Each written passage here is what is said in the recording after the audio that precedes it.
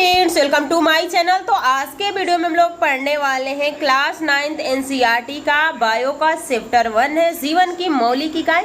तो इसमें 2 क्लासेस हो चुकी हैं, तो क्लासेस नहीं देखे हैं तो ज़रूर देखिएगा।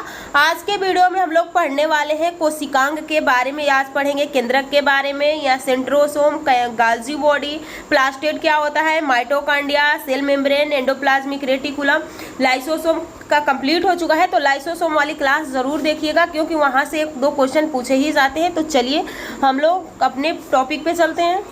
तो देखिए, इसमें हम लोग पढ़ेंगे कोशिकांग के बारे में। तो कोशिकांग क्या होता है? ये कोशिका के अंदर जितने सारे चीज़ छोटे छोटे अंग है उसको हम कोशिकांग कहते हैं। जैसे कि बीच में न्यूक्लियस हो जाता है, लाइसोसोम, गाल्जी बॉडी, एंडोप्लाज्मिक रेटिकुलम होता है, प्लास्टेड होता है, वैक्यूल्स होता है, सेंट्रोसोम होता है।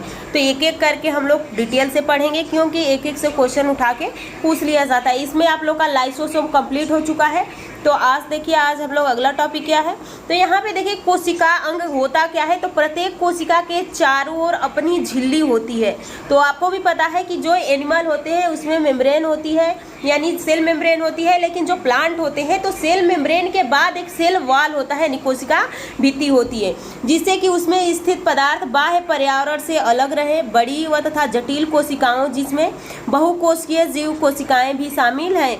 यहाँ पे देख सकते हैं उपापचयी क्रियाओं की बहुत आवश्यकता होती है, जिससे कि वे जटिल संरचना तथा कार्य को सहारा दे सके। इन विभिन्न प्रकार के उपापचयी क्रियाओं को अलग अलग रखने के लिए एक कोशिकाएं झिल्ली युक्त छोटी छोटी संरचनाओं अंगकों का प्रयोग करती हैं।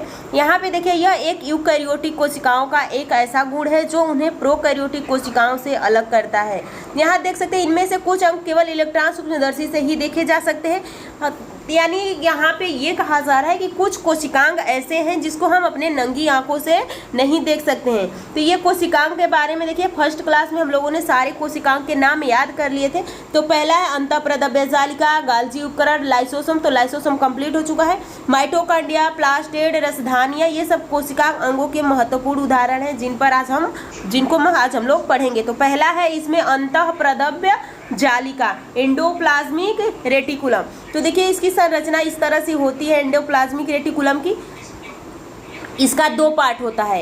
एक होता है आप लोग का चिकना यानी स्मूथ एंडोप्लाज्मिक रेटिकुलम, और एक होता है आप लोग का रफ एंडोप्लाज्मिक रेटिकुलम। जो स्मूथ होता है ये वसा बनाएगा प्लस लिपिड्स बनाएगा, लेकिन ये इस पर राइबोसोम पाया जाता है तो ये प्रोटीन बनाएगा। लेकिन पूछा जाता है कि जो यकृत का अंतःप्रदव्य जालिका है एंडोप्लाज्मिक रेटिकुलम, जो लीवर वाली है, उसमें एक गुण होता है जो कि जहर और विष को कम करता है। वो करती है, यहाँ पे देख सकते हैं, स्मूथ एंडोप्लाज्मिक रेटिकुलम। पूछ लिया जाए कि इस दोनों में से कौन ये कार्य करती है, तो स्मूथ एंडोप्लाज्मिक रेटिकुलम करती है, चिकनी अंतःप्रदव्य जालिका करती है।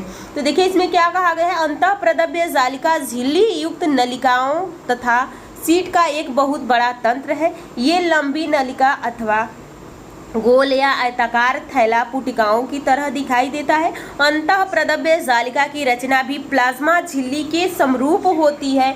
अंतःप्रदव्य जालिका 2 प्रकार की होती है। तो यहाँ पे देखिए 2 प्रकार का बताया गया। एक होता है खुरदरी अंतःप्रदव्य जालिका और एक होता है चिकनी अंतःप्रदव्य जालिका। यहाँ पे देखिए, जो खुरदरी सूक्ष्मदर्शी से देखने पर खुरदरी दिखाई पड़ती है, क्योंकि इसके ऊपर राइबोसोम पाए जाते हैं, क्योंकि इस पर राइबोसोम लगे होते हैं। राइबोसोम पर प्रोटीन संश्लेषित होता है, यानी RER। यहाँ पे रफ एंडोप्लाज्मिक रेटिकुलम तैयार प्रोटीन को आवश्यकता अनुसार एंडोप्लाज्मिक रेटिकुलम के द्वारा कोशिका के अन्य भागों में भेज दिया जाता है। यहीं पे SER स्मूथ एंडोप्लाज्मिक रेटिकुलम वसा अथवा लिपिड्स, यहाँ पे लिपिड्स का निर्माण करता है। यहाँ पे देखिए अणुओं को बनाने में सहायता करती है। यह कोशिकीय क्रिया के लिए बहुत महत्वपूर्ण है। कुछ प्रोटीन तथा वसा कोशिका झिल्ली को बनाने में सहायता करते हैं। इस प्रक्रिया को झिल्ली जीवांत जनन कहते हैं। यानी यहाँ से भी क्वेश्चन पूछ लिया जा सकता है कि देखिए यहाँ पे प्रोटीन तथा वसा कोशिका झिल्ली बनाने में सहायता करते हैं। इस प्रक्रिया को क्या कहते हैं, तो जीवांत जनन कहते हैं। अन्य प्रोटीन और वसा एंजाइम हार्मोन की भांति कार्य करते हैं। यदि भी विभिन्न कोशिकाओं में एंडोप्लाज्मिक रेटिकुलम भिन्न रूप में दिखाई देती है, परंतु सदैव एक जालिका तंत्र का निर्माण करती है। यहाँ पे आप देख सकते हैं ये फिगर है आप लोग का। यहाँ पे देखिए ये गोल्जी बॉडी है, यहाँ पे ये गोल्जी उपकरण है, ये प्लाज्मा झिल्ली है, सेंट्रोसोम है, लाइसोसोम है, राइबोसोम है, माइटोकॉन्ड्रिया खुरदरी अंतःप्रद्रव्य जालिका, कोशिका द्रव्य न्यूक्लियस होता है और इसके बाद यहाँ पे आप लोगों का केंद्रक झिल्ली होता है। अगला देखिए यहाँ पे कहा गया है, यहाँ पे आप देख सकते हैं कि यहाँ पे कहा गया है कि इस प्रकार के एंडोप्लाज्मिक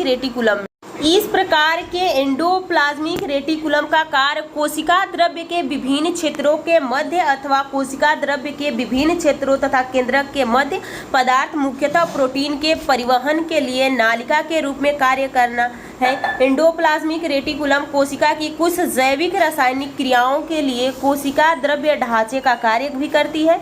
एक यहाँ पे देखिए एक वर्ग के जंतु जिन्हें कशेरुकी भी कहते हैं, तो कशेरुकी किसे कहेंगे? जिसमें रीढ़ की हड्डी पाई जाती है, स्पाइनल कॉर्ड पाया जाता है, उसे हम कशेरुकी कहते हैं। जिसमें नहीं पाया जाता है उसे अकशेरुकी कहते हैं। तो कशेरुकी भी कहते हैं। यहाँ पे देखिए यकृत की कोशिकाओं में, अभी आप लोग को ऊपर बताया गया है कि यकृत की कोशिकाएं स्मूथ एंडोप्लाज्मिक रेटिकुलम विष और दवा का निराविषीकरण करता है। यहाँ से सीधा क्वेश्चन पूछ लिया जाएगा और महत्वपूर्ण भूमिका निभाता है। तो पहले एक बार शॉर्ट में समझिए कि एंडोप्लाज्मिक रेटिकुलम होता क्या है। तो यहाँ पे देखिए, यहाँ पे एंडोप्लाज्मिक रेटिकुलम के बारे में ये कहा गया है कि एंडोप्लाज्मिक रेटिकुलम जो होता है आप लोग का कितने प्रकार का होता है? 2 प्रकार का। एक होता है रफ एंडोप्लाज्मिक रेटिकुलम और एक होता है स्मूथ एंडोप्लाज्मिक रेटिकुलम।